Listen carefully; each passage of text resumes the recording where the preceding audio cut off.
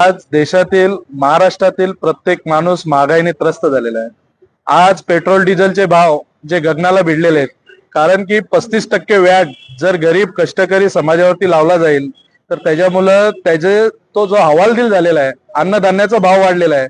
आज आपली G gas, जी घरातील गॅस तिच्यावरती 22% व्याट लावलेला आहे। तर या व्याट कुठेतरी काढून सर्वसामान्य माणसाला कुठेतरी दिलासा देण्यासाठी सरकार असते, पण ही जुलमी सरकार आज कुठेतरी ज्या पद्धतीने परकीय आक्रमण करतात आणि देशाला लुटतात, अशा पद्धतीचे आक्रमण जणू काही बीजेपीने सरकार आल्यापासून लोकांवरती केलेलं आहे।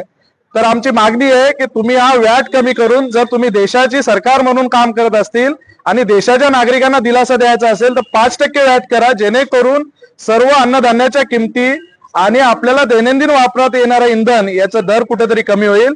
अन्यथा जनता कुठेतरी आपल्या महागाईशी लढता लढता शहीद होईल, आज अशी परिस्थिती निर्माण झालेली आहे। म्हणून काँग्रेस पक्षातर्फे ठाणे जिल्ह्याचा आमचा काँग्रेस पक्ष, आमचे बेवंडी शहरातील अध्यक्ष, आमचे तालुक्याचे अध्यक्ष, आम्ही सर्वांनी मिळून मागणी केलेली आहे की आमच्या येथील ठाणे जिल्हा असू दे किंवा महाराष्ट्र असू दे, राष्ट्रपतींना आम्ही निवेदन दिले की या सर्व महागाईपासून आम्हाला मुक्तता द्या आणि आमचा गरीब कष्टकरी समाज कुठेतरी जगला पाहिजे, हीच मागणी आम्ही आज निवेदनाद्वारे केलेली आहे। महाराष्ट्रातील देशातील नागरिक आज कुठेतरी महागाईने त्रस्त आहेत। आज ज्या इंधन दरवाढीमुळे जो 35% व्याट लावला जातो, या 35% व्याटमुळे प्रत्येक नागरिक आज जो इंधनासाठी बाहेर निघतो, आपल्या कामासाठी बाहेर निघतो, तो अन्नधान्यासाठी बाहेर निघतो, ते प्रत्येक गोष्टीमध्ये महागाई वाढलेली आहे। त्याचं जीवन कुठंतरी जर राहणीमान असेल, त्याच्या जीवनातील अन्नधान्याचा जर पुरवठा कमी झाला तर तो उपासमारीने मरत आहे। आज गरीब माणूस कुठंतरी उपासमारीची वेळ आलेली आहे। आमच्या कष्टकरी आदिवासी समाज असेल, आमचा संपूर्ण